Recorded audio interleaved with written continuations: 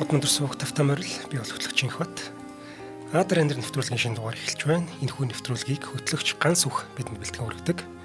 Өнөөдрийн дугаарыг төр зогс Буяар Улаанбаатар төмөрцөн болон чанартай амьдрын ураатай Face Construction-ы Мөртөн резиденц итгэж байна.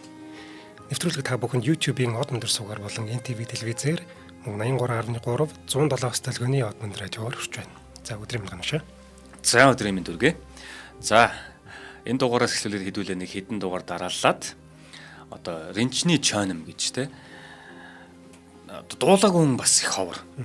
Их сонь. Би болохоор энэ хүнийг нөгөө 1990-ад онд ч юм уу те өөд болсон тэр үед амьдарч ирсэн хүн юм болов гэсэн чинь энэ хүн бүр хаа байсан 1970-ад онд өөд болсон ийм хүн.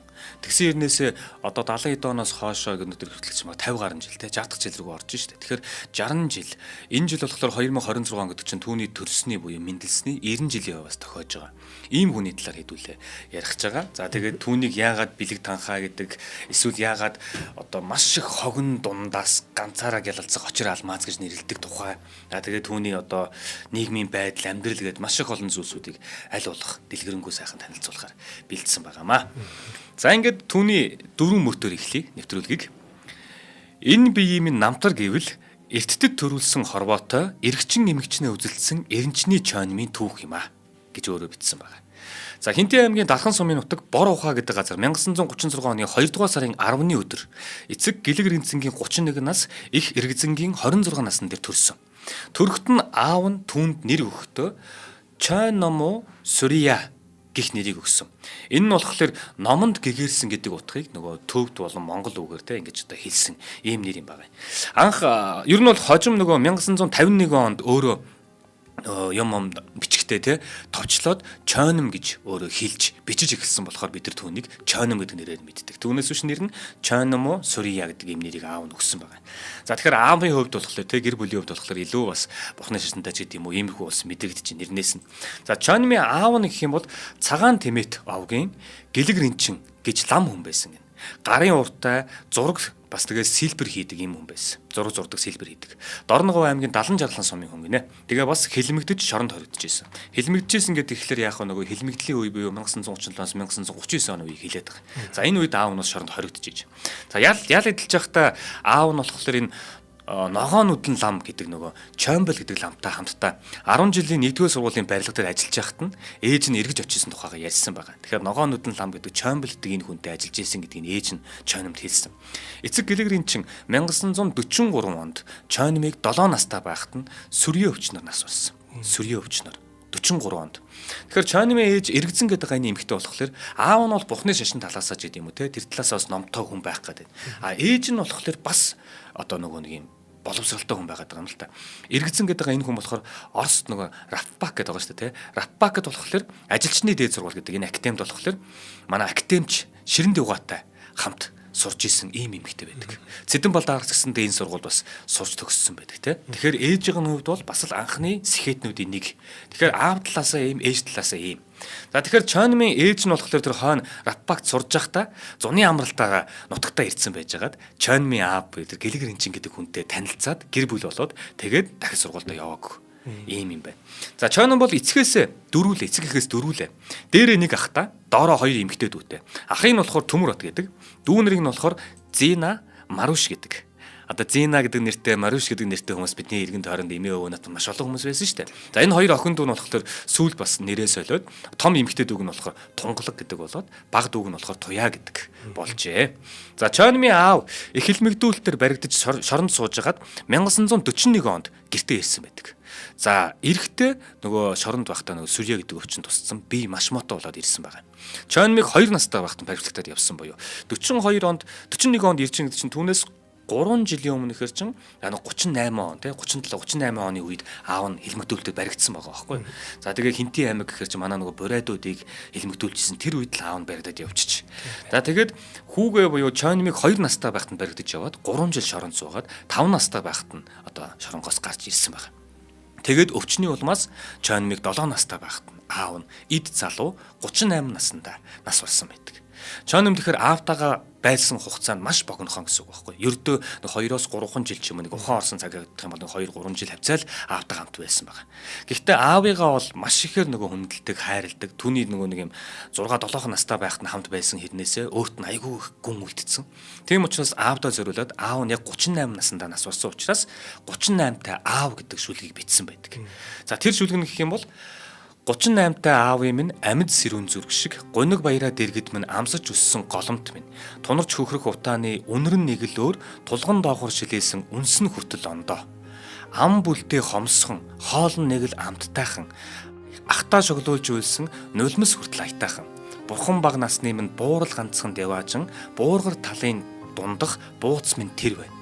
Жаахан тэр бууцсан дээр жаргалаан орхиж зовлонгоо өрөөд илчилгүй холын замд би эр би ганцаар гарч билээ.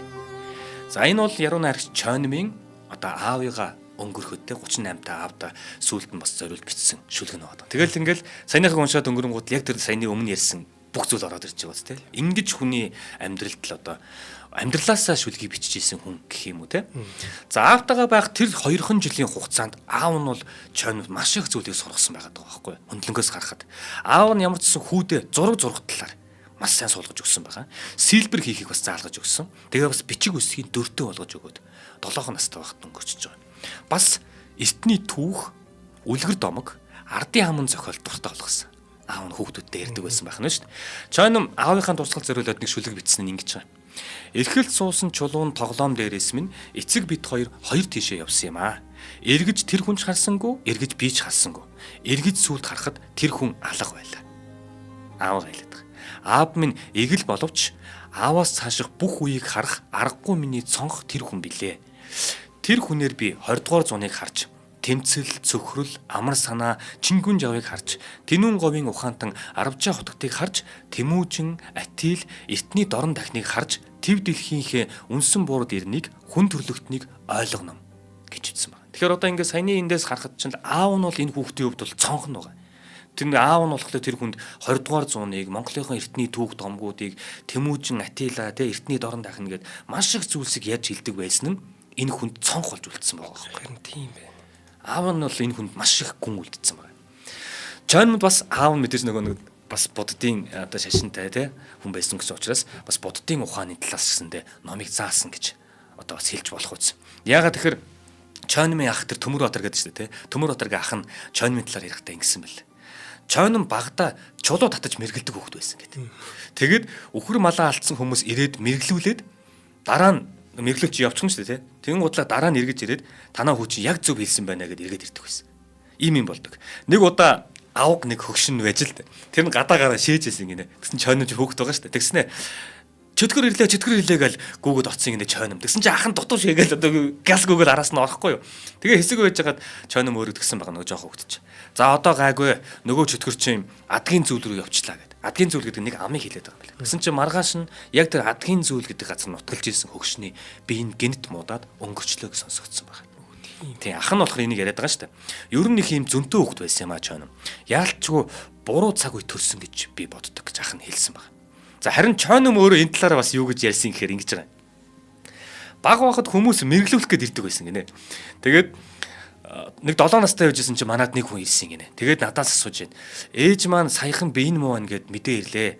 Муу ээжигээ амьдт нь уулзах чадах болов гэд чойномоос тэр хүн асуулгасан юм байна. Тэгсэн чинь чойном мэргэлж үзснэ. Та ээжтэйгээ уулзах чадахгүй юм байна. Эмэгтэй дүү чинь ганцаараа усан нүдлээд л угтах юм байна гэд хэлсэн юм байна. Тэгээд тэр хүнийг явсных нь хойно ээж нь аавынхаа суран бүсийг авч байгаа чойномыг гэсэн. Ороолгож өгсөн юм. Чи яахлаараа зовлон дүнсэн хүнээ доогдох уу хийд гэж.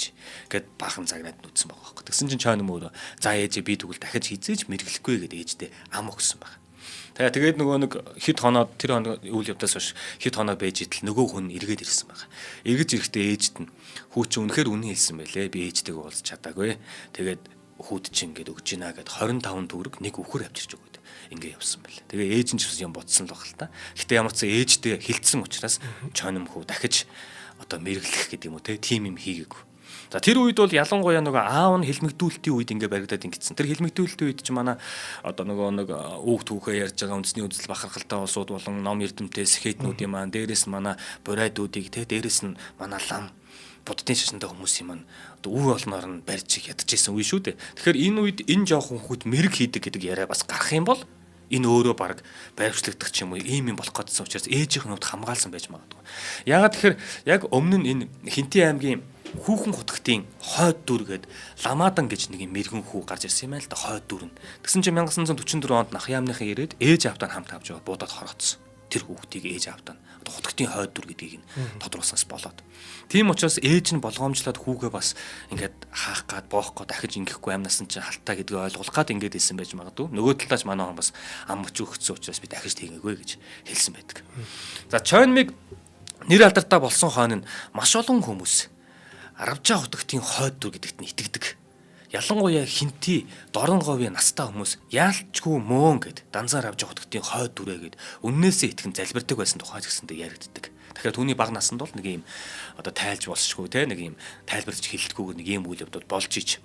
За Жагдаг дооч гэдэг Чойнмыг сайн мэддэг, зохиол бүтээлийг нь шимтэн уншдаг тийм лам хүн байсан гинэ. Тэр хүн ч гэсэндээ энэ талаар бичгтээ Чойном чин яа харахгүй тийм хувилгаан онгод тэнгэртэй хөө. Өөрөө лам хүн хэлээд шүү дээ Чойном шиг дуртай. Тэр их авьяас бэлгэн урд насных нь хувилгаан чанартай холбоотой гэж тэр хүн хүртэл бичсэн байдаг юм байна. За ямар ч сан аавгаа өнгөрсний дараа Чойном одоо нөгөө ээж нь 4 хүүхэдтэй үлдчихэж байгаа шүү дээ.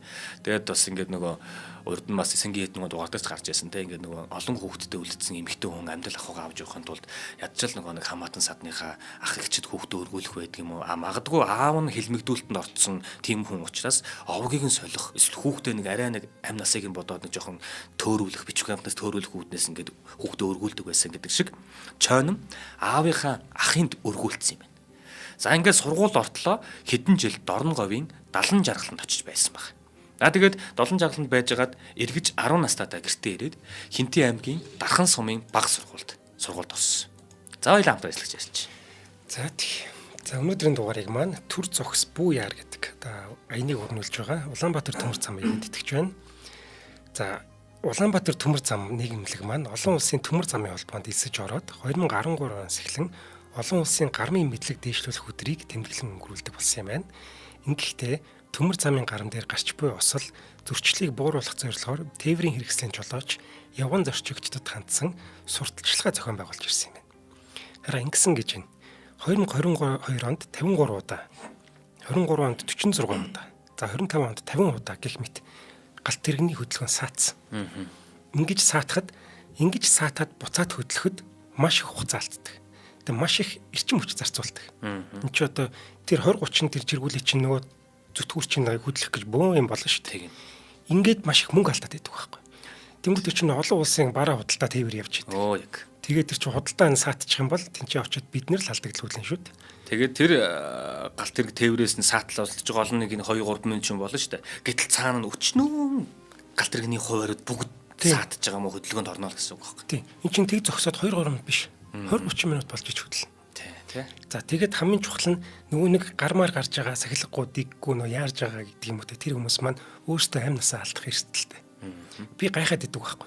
Галт тэрэг нь дайруулсан гэдэг. Тэр чи яаж дайруулад байгаа юм? Чи юусэн маш ойлгомжгүй байсан чинь ерөөсөө би нүгээр амжиж чинь гэж бодоол. Тэнцэн очоод саатдаг юм бэл. Ингээд за тэр галт тэрэг энтрэ боддггүй юм бол амь насаа бодооч. Битгий галт тэрэгний урдуур амжина гэж зүтгээрээ. Битгий яараараа гэж Улаанбаатар төмөр замынхан маань уриалж байгаа юм бэл. За баярлалаа. За баярлалаа. За ингээд 10 настайдаа гэртээ ирсэн. За тэгээд өргөд авцсан ээж аав нь байх нь байна те. Тэгээд өөрийнх нь ээж нь байх нь байна. Ах нь болон хоёр эмэгтэй дүү нь байх нь байна. За ямар ч гэсэн өргөж авсан айлда Дорн говийн далан жаргаланд байжгаад за тэгээд Хинтээ аймгийн Дархан суманда бага сургуульд орохоор иргэд ирсэн баг. За сургуульд орсноос нахвалаад сонирхол юм болноо. Төрийн шагналт зохиолч Нимбугийн Нэмд орж гэдэг хүн яг Чойномтой хамт тэр ингээд сууж исэн байгаа. Тэгээд энэ хүн бас одоо Чойномын талаар ингээд багада хамт байсан тухайгаа ярьдаг. Энэ дээр болохоор би Чойномын яг бага ангидаа сурж исэн хамт сурж исэн ангийнх нь охины нэг яриа байгаа байхгүй. Энийг оруулж ирсэн. За Чойном сургуульд орохдоо уншиж бичиж сурцсан. Зураг зурдаг хүүхэд байсан гэж ангийнх нь охин хэлж байгаа. Үдсэн харсан зүйлээ эн тэнд хашааны булан эсвэл гэрийн бүрээс дээр зураад доор нь яг тэрэндээ таасан юм жижигхэн жөлөг бичээ тавьчихдаг ийм хүүхэд байлаа гэж. Жоох хүүхэд заяа. Тайлбар бичиж. Тий. Хүүхдүүдтэй баг тоглолтгүй. Цаасан дээр юм уу газар юм зураал сууж идэг. Тоглож байгаа хүүхдүүдийг хараад нэр хоч өгөөл энийгээ сууж идэг тийм хүүхэд байсан. Хөдөөний хүүхэд гэхэд моринд муу байсан гэж. За баг сургуульд байхад манай ангийн зургийг авч өгнө гэд аймгийн төвөөс нэг гэрэл зурагчин ирээд нөгөөд чинь зураг аваад явсан, мөнгөний аваад явсан. Эргээд зурагч байхгүй, мөнгөч байхгүй ингээ алга болсон. Тэгсэн чинь тэр хүнийг яг адилхан зураад шоолоод шүлэг бичсэн байсан гэж байна. Тэр жоох хүүхэд. Тэгээ баг ангийнхаа самбар дээр одоо хичээлийн самбар шүү дээ. Тэгэнгүүт л баг ангийнх нь хичээл гэж тухайн үед чинь одоо сургууль анги танхим байхгүй. Нэг томхон шиг гэр барьж байгаа ч юм уу, хаваантай гэр барьж байгаа ч юм уу, тэрэн дотор хүүхдүүдээс суулга хичээл заадаг. Тэгээ нөгөөх нь өвөл мөвөл болно шүү дээ. Тэгэхээр хүүхдэн шүү дээ. Заавал гал түлжиж ингэдэг. Тэгэн гол нэг гал түлдсэн байх үед нь самбар дээр нь манай лааны тусаар зураг хийцэн байгаа байхгүй. Тэгээд нөгөөт нь ингээл хичээл тараал ингэн гол ингээ хөлдчихдөг. Тэгээд гал түлээд дулаацчих нөгөөдг нэг юм гисдэг нэг тийм зураг хүртэл самбар дээр зураг хийцэн байсан тухай. Нэг удаа бүр цаас нуглаад цаас ингэ нугалж байгаа хүүхэд зурцсан байсан гинэ. Баг жоох хүүхэд яриад шүү дээ. Тэгсэн чинь нөгөө ангийнхаа хүүхэд таарлах нөгөө цаасаа ингэ нугалтан цаасаа ингэ дэлгэхээр нөгөө хүүхдийн нүд ам нь ингэ хөдөлдөг. Яг ийм ярьж байгаа юм шиг болдог. Тим юм хүртэл ингэ өөрөө сэтгээд ингэ хийждэг. Ийм хүүхэд байсан байгаа. Ингэж чойн баг сургуульд 5 жил сурсан баг. За түүний амьдрал цаашдаа дахиж боловсролын мөрхөө өгөхгүй. Баг ангийн 5 жилийн боловсрол гэдэг бол түүний яг одоо академик боловсрол гэдэг юм уу те олж авсан боловсрол нь ингээл болоо юм баг. За тэгээ чойном ч гэсэнтэй чойном учраас энэ тухайга бас бичиж үлдээсэн. Юу гэж бичсэн гэхээр энэ цаанаасаа л бүр ийм заяа одоо. 5 жилийн хугацаанд харийн ном заалгаагүй би 50000 жилийн настай халах түмний цэцгийг тансаг баян дорны хатир жороо шүлгийг талын малчин ааваараа хилүүлж өссөн шүлгч гэж бичсэн байна. Тэгэхээр одоо тэр цаг үед өөрийгөө яг ямар байдалд байгаадаа вэ гэдгээ энэ жоох хөвгт ойлгоцсон байгаа байхгүй. Тэгэхээр тэр аавын өгсөн зүйл бол асар их байгааз 5 жилийн хугацаанд харийн номыг заалгаагүй би 50000 настай халах түмний цэцэг 50000 настай халах түмний цэцэг тансаг баян дорны хатир жороо шүлгийг талын малчин ааваараа хилүүлж үтсэн шүлгчээ. Залуу нас минь маргааш дуусна гэж эхэлдэг. Энэ шүлгийнх нэг бадга юм байна л да саяных. За эндээс харахад бол нөгөө яг багаасаа ааваараа тий аман зохиол үлгэр томог туйл юу гэдэг энэ бүхнийг бас сайн хилүүлж яриул тогтоож авсан эмнэлхүү байгаа юм л да. За тэгэхээр 50000 жилийн настай халах түмний шүлгийг гэж бичсэн нь бол маш их анхаармаар хэсэг. Ягаад тэгэхээр одоо хэдүүлээ чин хүннүүгийн үеэ ярьдаг шүү дээ тий. Тэгмүүд бидэнд одоогоор археологийн болон одоо бичгийн олбороор баталгаажсан байгаа хамгийн эртний одоо баталгаажсан зүйл мөн гэх юм бол 2000 жилийн тэртээхийг бид нар яриад байгаа. Тэгэхээр одоо хүннүүгээс цаашаа дахиад 3000 жилийн түүхийг 1940 он гэж яхад аавтайгаа хамт байсан тэр хүү сонсцсон байна гэхэлэр ямар ч байсан монголчууд 1940 он хүртэл лав нөгөө хүннүү сүннүү их монгол улс Чингис хааныхаа тухай үлгэр домгийг аав нь хүүдээ тий хүүн одоо дараагийнхан хүүдэж гэдэг юм залгуулж ингэж ярьж явдаг байжээ 40 он хүртэл тий тэрнээс хойш нөгөө хэлмэгдүүлэлт ороод бичиг үсгийг солиод хүүхдүүхээс нь хагцуулах ажлууд яаж явсан бэлээ бид нар мэдчихэж байгаа. За харин одоо бол хэдүүлээ нэг юм 90 он гаснаас хойш ч юм уу бид нар ч юм бол одоо дураараа манай маратхан ч хүүхдүүхээ ярьж гин би яриад байна ингээл бүгд ингээд хүүхдүүх юу гэдгийг бүгднийг мэддэг болоод ийм сайхан нээлттэй болсон. За чойнмын бага насны хувьд гэх юм бол яг нөгөө дэлхийн 2 дугаар дайн болж явах үед бага нас нь өнгөрсөн байдаг. Тэгээ бага насныхаа тухай бас бичиж үлдээсэн байгаа.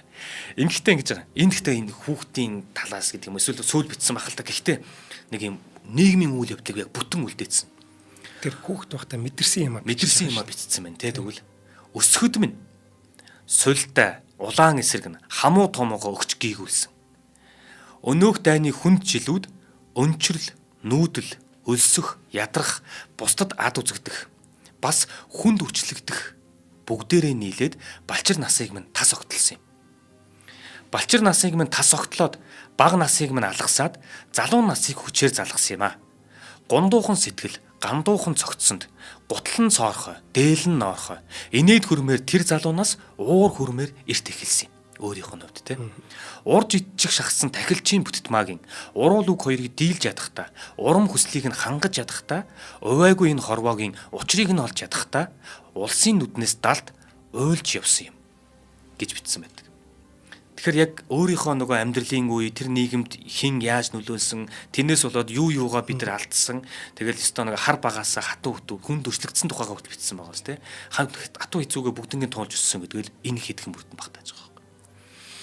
За ингээд 1940 он гэдэг бол Монголд яг нэг нэгдэлчих хөдөлгөөн гэдэг шүү дээ, тэр өрнөөгөө байсан үе. Тэгэхээр хүмүүс чинь хувийн малтай байгаа. Тэгэхээр ганц бие эмэгтэй хүн 4 хүүхэдтэйгээ байгаа энэ үед хүүхдүүд нь арай нэг жоохон 10 гараад ч юм уу те арай нэг ухаан ороод ирэхлээр ажил төрөл хийх гэх тэмүүлэх юм байна л да. Тэгээд тэнд юу байна гэхэлэр малчин айлууд л байгаа. Арай нэг олон малтай, чинээтэй айлтай малыг нь хариулж өгдөг ийм ажил хийдэг баг. За ингэж хийж яагаад манай 17 настай боллоо. 17 настай болсон чинь тэр нь 1953 он. За 1953 оноос Хинтээ аймгийн Өндөр хаанд Урагшаа гэдэг нэртэй сонин гарсан юм байна л да. Тэгээс байсан ч юм уу мэдгүй. Тэгэнгүүт тэр сонины дэрэгдэх утга зохиолын дугууланд манай он явж эхэлсэн байна. За яагаад энэ утга зохиолын дугуул руу орчиж байгаа гэхээр өөрөө нэг Урагшаа сонины дэргэд юу яасан юм бэ үсэг үргэж гэдэг юм уу те. Тийм ажил хийх болоод орсон байгаа байхгүй нэг бичиг үсэг мэддэг учраас ч гэдэг юм уу ингээд нэг сургуульд ажил хийдэг шүү дээ тийм байдлаар ажил хийхээр орсон. Тэгсэн чинь тэрний дэргэд нь ийм дугуулан байсан. За энэ дугууланд л яг альбан ёсоор анх удаага чойном яг нөгөө шүлэг бичдэг, зохиол бичдэг хүмүүстэй уулздаг, шүлгийг нь сонсдог, тэднээсээ бас суралцах юмаа суралцдаг ийм байсан байгаа. Тэгэхээр яг нь тэнд нь яг эд хамт яаж тэр баг багт нь хамт сурч исэн хүүхдүүд болохоор тэр үед чойнмыг ярихдаа чойном ерөөсөө шүлэг бичдэггүй байсан гэдэг юм байна. Бичдэггүй. Хүмүүсийг сонсоод хүмүүсийн бичснүүдийг сонсоод ингээд сууж идэг. А яг тэр дугуулн ингээд болоод дуусаад гарах болгонгод хүн болгоныг нэг бүрчлэн шоглоод зурдсан. Тим зургатаа сууж идэг тийм хүн байсан гэж хамт сууж исэн хүн ярьж байгаа байхгүй. За тэгээд энэ үе бол яа харахгүй 1950 он 60 он гэдэг энэ үед ч юм бол яа харахгүй нөгөө Монголд нэг хэсэг ийм Facebook-од болоод ч юм уу Instagram-од болоод ч гэдэг юм ингэдэг шүү дээ. Яг тэрнтэй адилхан нийгмийн давлгаагаараа тэр чигтээ нөгөө шүлэг гэдэг зүйл рүү, уран зохиол гэдэг зүйл рүү тэр аяараа орцсон. Бүр тренд болсон байсан. Тийм үйл явдал юм байна л да. Тийм учраас нөгөө залуу хүүхдийн хувьд бас арай нэг ийм анхаарал татаад байгаа те гой сайхан дулаад байгаа хэсэг нь энэ шүлэг байсан байж магадгүй. За тэгээ байгууллагууд гэсэндээ хажуудаа ийм шүлэг мүлэг бичдэг, зохиол бичдэг хүүхдүүдийг цуглуулад ийм дугуулan бий болгодог. Энүүгээрээ залуучуудынхаа зөв цагийг зөв боловсон өнгөрөөх те ийм зүйлд нь тусалдаг ийм дугуулангууд хичээлдэг байж. За тэгээд чойнон бол нэг шүлэг бичиж байгаа хүмүүсээ хараад тэднээс сонсох юм сонсоод ингээл байж идэг. Харин тэнд байхдаа Орос славаар шүү дээ те. Орос славаар тойл бичиг байхгүй. Тойл бичгийг айгүй их ингээд аваад хараад идэг.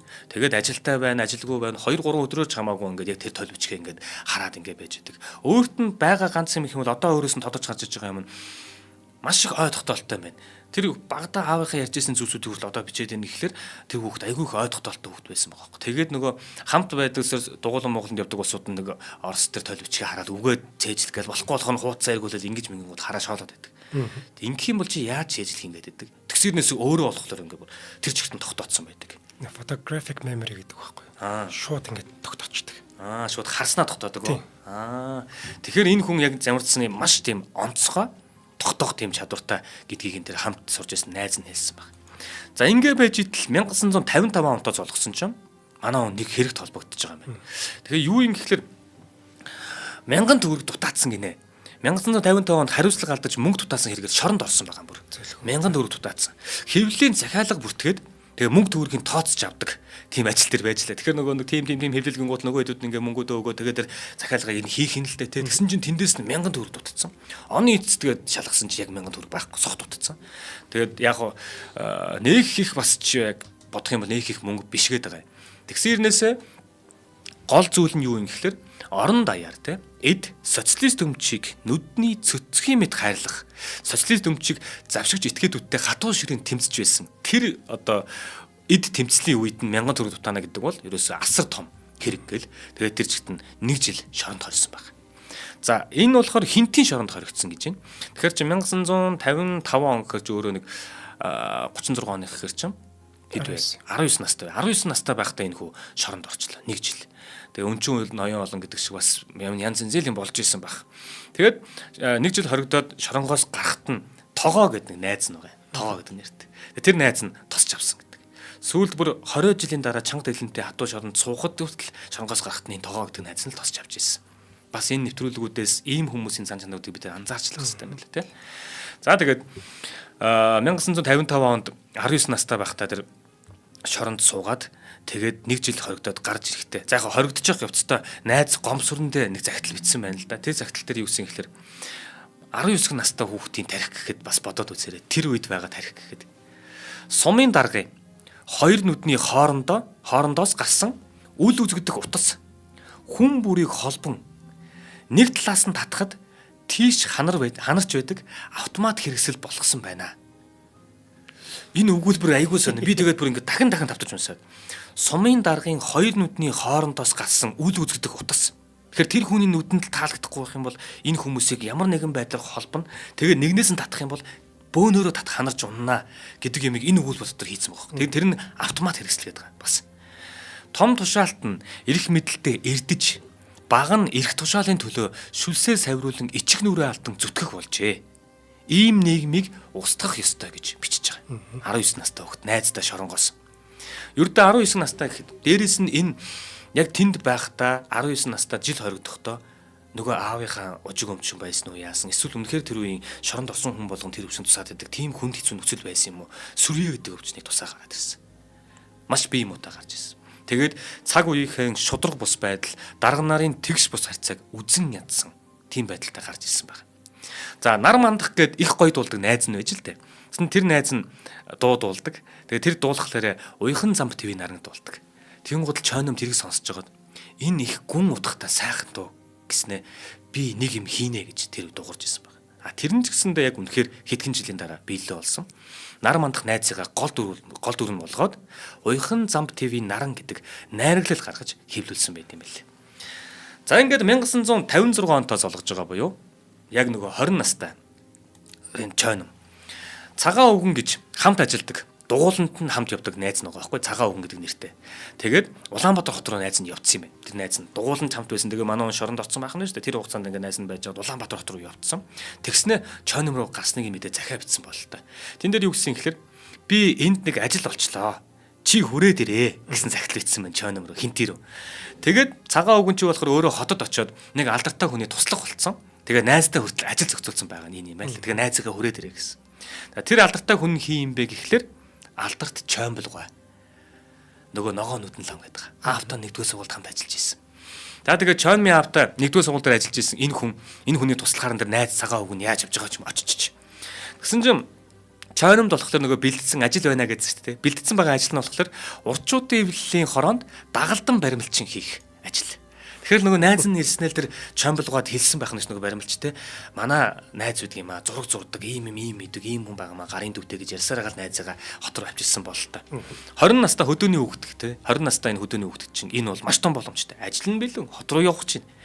За ингээд одоо нөгөө хот руу манай хүн зориод ирж байгаа. Гэхдээ яг зорж ирж байгаа шалтгааныхаа бас нэг шалтгаан гэх юм бол нөгөө сая шоронд байхдаа биеийн муудлаа юу яалаа гэж штэ. Сүрье өвтөнд тусцсан гэж штэ. Тэгээ биеийн өвдөд ингээд ангууд тэр нөгөө хинтийдний эмчилдэг боломж байхгүй. Заавал хот төрөөлөө явуулж эмчлэх хэрэгтэй байдаг. За тэгээд нөгөө нэгдүгürt найз нь ажил болчлоо явъя гэж байгаа. Хоёрдугаарт биеийн байдаас шалтгаалаад тэгээд хот руу явж ирж байгаа байхгүй. Тэгээ Улаанбаатар хотод ирсэн чинь урчуудын эвлэлийн хорон дагалдан баримлчнаар ажилд авсан. Дараа жил нь бүр зураач болон дэвшин ажилласан. За энэ хугацаанд хаана хинийд байгаа гэсэн гэхээр Хинтээ аймгийн Өндөр хааны худалдааны дарга гэж Исчамц гэдэг хүн байгаа. Үр хөвгтүүд нь байвал энэ хүмүүсийг бас сонсох хэрэгтэй те. Исчамц гоо. Энэ хүн болохоор өөрөө шүлэг зохиолт их дуртай. Өөрөө бичдэг. Тэгээ тэр хүн бас 1956 онд хот руу шилжчихсэн байгаа байхгүй. Тэгэхдээ нөгөө саяны яриад байгаа цагаан өвгөн гэдэг найз нь шүү дээ. Цагаан өвгөн тэр нөгөө нэг шоронгоос гомсөрөнгийн найз дахиавч идсэн шүү дээ. Гомсөрөн тэр содон дэрж бас нэг найз нь байгаа. Тэр тэгээд чойном эдгэр чинь нөгөө нэг урагшаа гэдэг сонины тэр дугууланд хамтдаа явдаг байсан хүүхдүүд. Тэгэн гол энэ Исчамцгаа болохоор нөгөө хүүхдүүдийг ингээд суулгаж агаад битсэн шүлэг нэ тэр ямыг нь сонсдог. Муу ах юм бол ураал цаасан шийдчихдэг. Дахиад үчи ийм шүлэг бичих юм бол бичээд чирэггүй тэргээд эднэрийг ангидаг. Тэгээд байнгын халамжилдаг ийм хүн байж. Тэгэхээр Исчамцгаа хотод ирснийг сонсцсон юм чинь нөгөө цагаан өвгөн ч бай, нөгөө нэг чойном ч бай те. Хайртай нөгөө ах нь энд байгаа учраас нэг хамаатны бичгэсэндээ нэг ах нь байгаа учраас тэднийдээ очиж байгаа буюу чойном хотод ирээд Исчамцгаанд амьдарч байгаа юм байна. За хоёлаа хамтаа ярилцж ярьчих. За өнөөдрийн дугаарыг маань чанартай амьдрий Мортон Residence event итгэж байгаа. За тэднийхэн маань 100% ашиглалтанд орсон 2 дугаар ээлжийн байрнуудаа санал болгож байгаа. За эдгээр байрнууд нь 58-аас 122 м2-т 2-оос 4 өрөө байрнууд бүгдээр ашиглалтанд орсон байна. За Мортон Residence маань ус цэвэршүүлэх системийг төслийн хэмжээнд суйрлуулсан. За зайсанд байдаг айлууд усны асуудалтай гэдэг бол Мортон Residence усны асуудалгүй байх нь байна. За үнийн дүндээ тагтаа 100% тооцоогүй гинэ. За стандартын дагуу 30% тооцох ёстой байдаг бол Мортонгийнхан маань 100% тооцоогүй юм байна. За ингэснээр худалдаа авагч маань 20-с 45 сая төгрөгийг бодитоор хэмж байгаа гэсэн үг юм билээ. За энэ стандартын дагуу хийчих болно шүү дээ, тийм. Тэгсэнгүү харин үйлчлүүлэгчдээ бас ботсон байна. За зогсоол бол хүрэлцээтэй 375 айлд 430 зогсоол төлөвлөсөн байгаа байна. За лифт орц гарцсан хэсэг нь нэг хэмт буюу одоо тэрэгтэй явж байгаа хүүхдүүд, тусгай хэрэгцээтэй хүмүүс, харааны бэрхшээлтэй хүмүүс маань ямар нэгэн овон товон саад бэрхшээлгүйгээр гадаагараа салхилах ийм боломжтой байгаа юм билэ. За эдний хамгийн хөөрхөн шийдэл нь дээж өргөх талбайтай гэдгийг бид хоёр дахин дурсдаг. За зайсан толгойн зүүн талд Америк сургуулийн Чанх байна. Эдний одоо Мортон резиденцэд байрлаж байгаа. Тэнцэн бас загварын байр байгаа юм билэ. Очиж үзээд загварын байран дээр нь ямар зохион байгуулалттай, ямар барилгын материалын ингээд бүгднтэй танилцах боломжтой. Борлуулалтын албаны дугаар нь 76 тэг 67. За баярлалаа. За ингээд түүний хувьд ямар ч гэсэн найзуудынхаа одоо юу гэдгийг те холбоо нэтэр ямаараа тэгээд дээрэс нь өөрсдийг нь яг дуршаа сонинд шүлэг мөлөг бичдэг байх үед ганц дэмждэг байсан дээр иш чамцгаа дээр ирээ те жил гарan амьдрахтаа ямар ч байсан дагалдангаар ирэнгуутлаа бүр зураач болоод нэр дэвшээд ч жоох зураач болон дэвшээд те тэгээд юу гэдгийг цалин төгрөгтөө бас золгоод энэ хүний хувьд бол 20 настай хүүхдийн хувьд бол би хаагаа үзүүлээд гэдэг ч юм уу ингээд ямар ч байсан нэг юм арай нэг ингээд амьдралд нь арай нэг жоохон гэрэл гээгээ ингээд цухуух гэдэг байгаа байхгүй. За яг ийм үе. За жишээлбэл нөгөө хотод ирээд бас дугууланд орсон байгаа. Давхар нэг ажлын хажуугаар дугууланд орж байгаа. Арай төрүүлээд ирсэн байсан содонд орж гээд нэг найз нь болон цагаан өвгөн гээд хоёр найз нь чойнмыгаа дагуулад Монголын зохиолчдын хороон дээр аваад очсон. Тэнд нь дугуулан байд юм гээд дугууланд нөгөө урагш хамтдаа очиж. Тэгсэн чинь яг тэнд нь нөгөө тухайн үеийн чинь яг нөгөө Монголын зохиолчдын эвлэдэг бол нэг аймгийн нэг суманд байж байгаа бичиж байгаа өдөр дугуулангийн усуд биш байх нь шүү дээ. Хамгийн одоо шилдэгүүд нь сорууд нь ч юм уу те нэг юм шин одоо юм цуснууд л байх нь шүү дээ. Тэгсэн чинь тэнд нь болохоор Дэнбийн импрувд орж байгаа. Дашторуугаа гээд одоо зохиолчд залуу зохиолчд бас зөвлөгөө өгдөг байсан гинэ. Одоо ирсэн дэр бичиж байгаа хүмүүс зөвлөгөө өгдөг. Чойном шүлэг зохиолоо сонин сэтгүүлийн газар руу явуулдаг. За тэгээд зарим шүлгнүүд нь эхнээсээ ахуулаад сонин дээр гараад эхэлсэн. За ингээд нөгөө хүмүүсийн хувьд бол ингээд бүр ингэж байгаа штэ. За тэгээд 1958 онд золгосон. 58 онд золгосон чинь содонд очтойгоо хамтраад нөгөө нэг найз содонд очтойгоо хамтраад анхны бүр номоо хэвлүүлж авсан. За тэгээд тэр ондоо анхны бие даасан бас номоо гаргасан юм байна. За энэ үе бол одоогийн шиг гэхдээ нөгөө нэг юм шууд хин дуртаа өөрөө номоо бичээл. Тэгээ би нэг 3 бот ном гаргаж байгаа гэж шууд ном бичээ гаргачдаг тийм зүйл биш л те. Тухайн үед чинь болохоор заавал нөгөө нэг зохиолчдын эвлийн хороогоороо шалгуулна. Магадгүй цаанаас нь улс төрөөс ч юм уу төрөөс ингэдэг юм байна л да. Одоо зохиолчдын эвлийн хороон дээр энэ жил хэвлэгдэх одоо нэг юм хэмжээ тоо ширхэг шүлэг юу гэдгийг хуудас гэдэг юм уу бүх юм зааж өгдөг. А зохиолчдын хэвлэл болохоор нөгөө талаасаа яг энэ дээр одоо энэ хэвлэлтэнд орох ийм шүлгүүд инээд гэсэн юм уу нөгөө хэдээсээ сүүж ягаад дээрэс нь улс төрийн аяг сорсон байна уу хин нэг муулсан байна уу зөвлөлт ахын маань муулсан байна уу бүх шүүлтүүрээр оруулж ягаад болсон хэмжээнүүдийг өгөөд тэгээд ингээ гаргадаг. Тэгээд ингэж сорчилж ингэж явхад чойнмын шүлэг ерөөсөө тэр нь таардаггүй. Энэ шүүлтүүр ёс суртахуун гэдэг юм тэр тухайн үеийн тэр зүйлд нь таардаггүй. Яг хөө зүгээр нөгөө талдаа одоо Батлан хамгаалах яам гэдэг ч юм уу те хүүхд залуучуудын байгууллага гэдэг ч юм уу өөр байгууллагуудад бас тухайн чиглэлээрээ тэдэн ширхэг хэвлэл гарах гэсэн тийм даалгаврууд төрөөс тавьдаг. Нөгөө хэд нь бас зохиолчдын холбоотойгоо хамаагүйгээр эндээ бас зохиолчдын бүтээлүүдийг аваад хэвлэж гаргаж болдог. Тиймэрхүү зохиолчдын эвлийн хороон дээр биш бус тийм байгууллагын ачаар л чойнмын ганц нэг юм шүлэг нэтрийн юмнууд гарсан байгаа.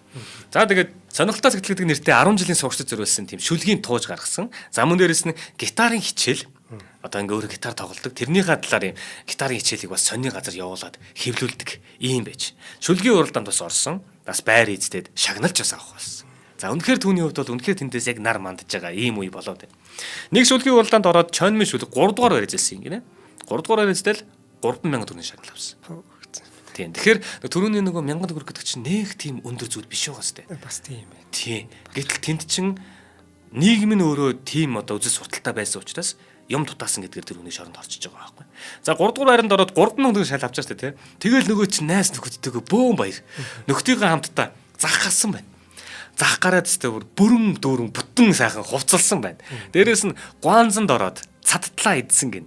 Дээрээс нь бас найзуудтайгаа залуу хүүхдүүд учраас бас үзье гэж бодоод арх бож үзье гэдэг.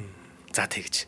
Тэгэн гутлаа дэлгүүрт ороод хамгийн гоё шилтээ те хамгийн гоё арх нь альны болж сууж агаад хамгийн гоё шилтэйг нь хараад сонгаад авсан гинэ. За тэгэн гутлаа нөгөө чинь гэртээ ирсэн байна. Са гэртээ ирээд чойно барьж байгаа л задалдаг баатар болж л те. Нөгөөдхөө задлаад гсэн чинь цацраад Тэгээ нэг гараараа амыг нь дараад тэгснүүд нь хажуу жишээ буудаад нөгөө хөөсөөрөө нөгөө найзуудыгаа ингэж буудаад ингээд бөө нэтэн болоод юу болоо яаваа юу гэ. Тэгээд нөгөөдгөө ингээд хондуулаад амсаад удсан чихэртэй арх гэдэг чи ийм юм байдаг үлүүгээ бүгдээрээ гаагаад байдаг. Тэгсэн чинь тэр нь болохоор нөгөө шампансаг те оригин засал байж л те. Тэгж хөгөөж игэлж ийж. Одоо хөгтөө өнгөрж ийж те. Ер нь бол түүний хувьд яг энэ хүртэл бол амьдрал маш сайхнаар гоё чигдрээд ирсэн. Тэгээд байж итл нөгөө бид нар мэдэндээ энэ сүрье гэдэг өвчний чинь дэлхийн ертөнц хүртэл те сүүлд л одоо нэг арай очрыг нь олоод нэг айтайхан бас имжлэх чатанда орж штэ те. Одоо бүрэн нэвчлэгдэг өвчөн гэдэг одоо бас ингэж хэлдэг болчлоо штэ. Тэрнээс биш энэ 1950-ад оны үед бол эн чинь хүнд байхгүй юу. Тэгээд биеийн нэргээд өвдөд эхэлсэн. Нөхөр гарах настай байгаа яг хөөрхөн ингэж итл биеийн нэргээд өвдөд эхэлсэн. Нөгөө л нэг сүрье 1958 оны 5 дугаар сард найз гомсрөнгийнх нь хаалгыг шүн орой нэг хүн тогсч ийн гинэ. Тэгээ хинбэ гэсэн чинь чойном байна гэд айгүй сулхан дуурсан юм байна. Онгоолгоо харсан чинь чойном газар хөвтөжсэн. Тэгээд яаж энэ юу болов яав юм гэсэн чинь танах руу ирж явсан чинь гинт явж чадхаа болоод унчлаа. Тэгээд унтсан чигээрээ буюу мөлгсөөр байгаад хүрээд ирлээ гэд. Хамаг хувцсан урагдаад тохоо өвдгөн ингээд шалбарцсан. Ийм байдалтай байж исэн баг. За хоёлаа тэгээд дараагийн дугаар дээр яг нэвтрүүлгийг өргөжлүүлээд яриа та. За тийм. За өнөөдрийн дугаарыг маань чанартай амьдрын Morton Residence болон Түр зохис Буяар Улаанбаатар төмөр зам ивент гэсэн нэвтрүүлэг та бүхэнд YouTube-ийн од мөндөр сугаар болон NTV телевизээр 83.3 107 стадионы од мөндөр радиогоор хүрлээ. За ганушаа дараагийн дугаарыг тэсээ хатуулъя. За баярлалаа.